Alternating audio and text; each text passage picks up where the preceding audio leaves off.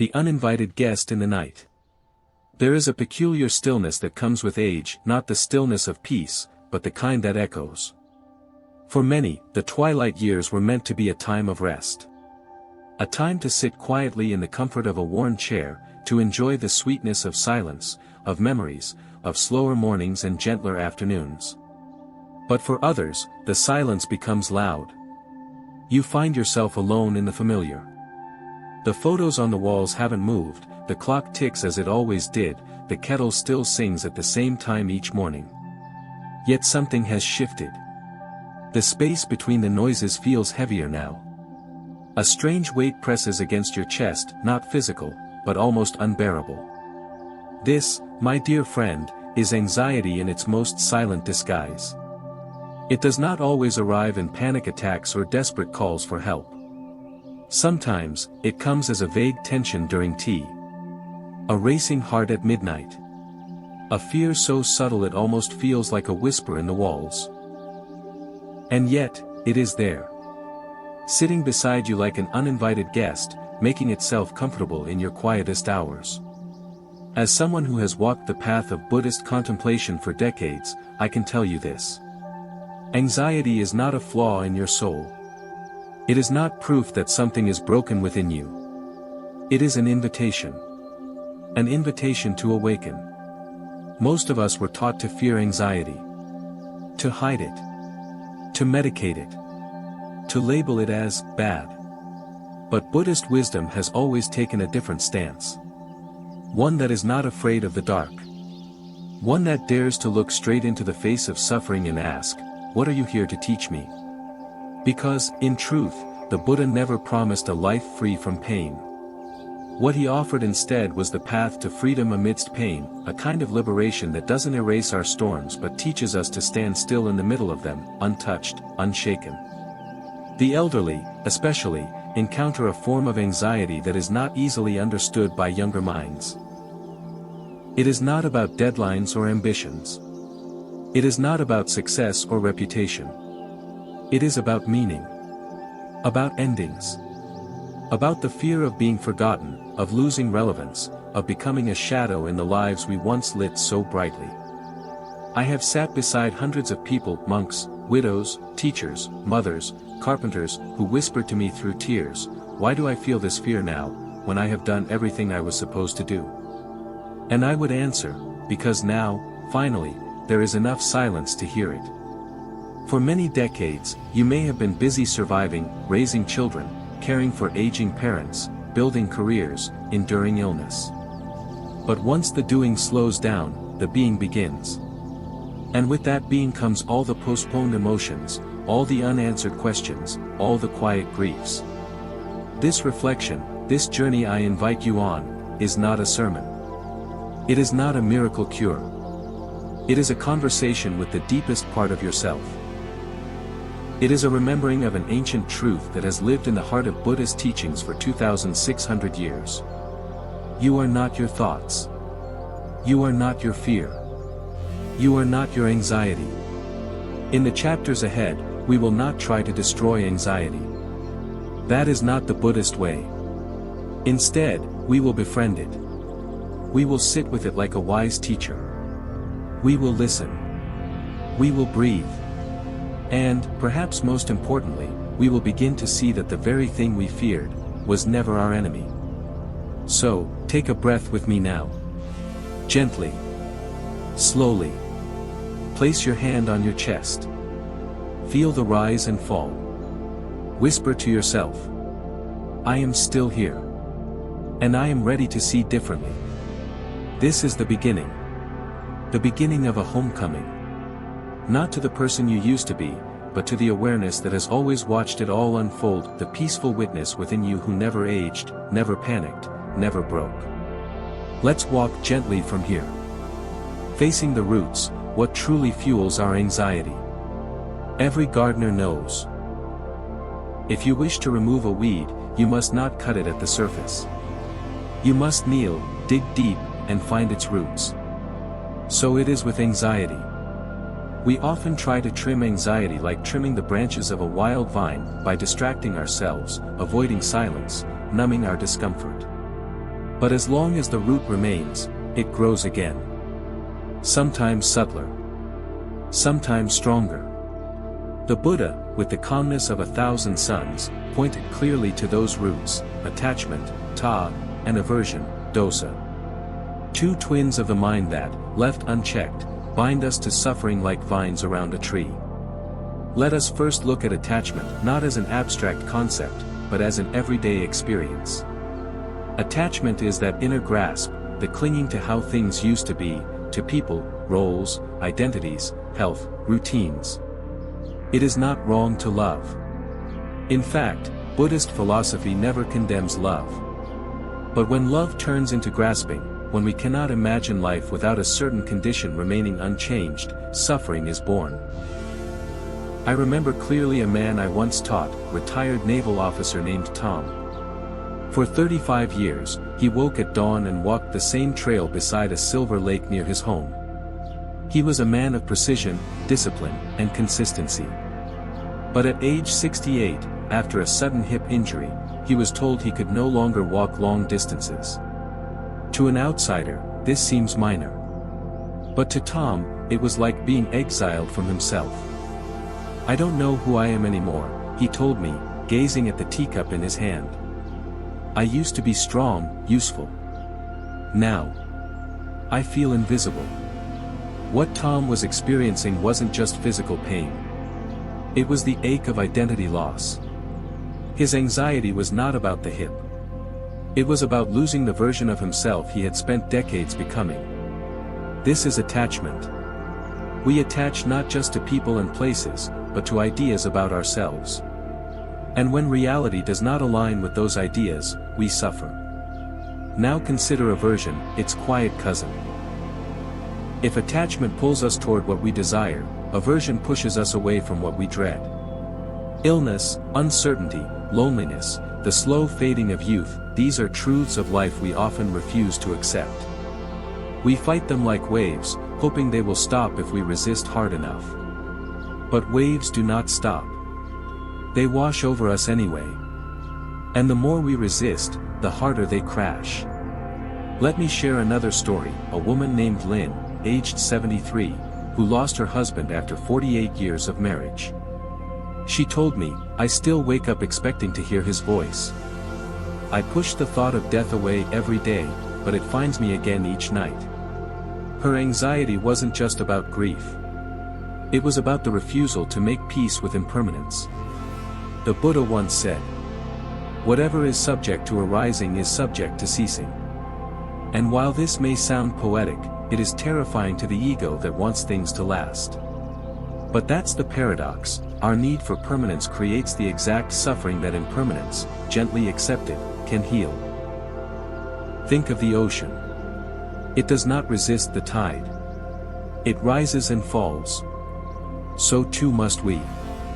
Many of us reach our later years holding on to who we were, pushing away what we fear we are becoming. But this resistance creates an inner war, and anxiety is the drumbeat of that war. What would happen, instead, if we paused? If, instead of asking, "Why is this happening to me?" we asked, "What am I holding on to? What am I pushing away?" This kind of questioning isn't soft. It is fierce.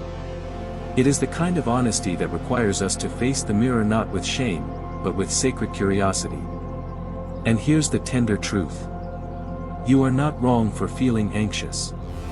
You are simply human in the face of change. Even monks in the stillest monasteries feel it. Even those who shave their heads and give up possessions still wrestle with the mind's grasping and resisting. But what they've learned, what we are invited to learn, is this. Peace is not found in preserving the old self. Peace is found in releasing the self altogether. You are not your routines. You are not your strength. You are not your career, your marriage, your memories.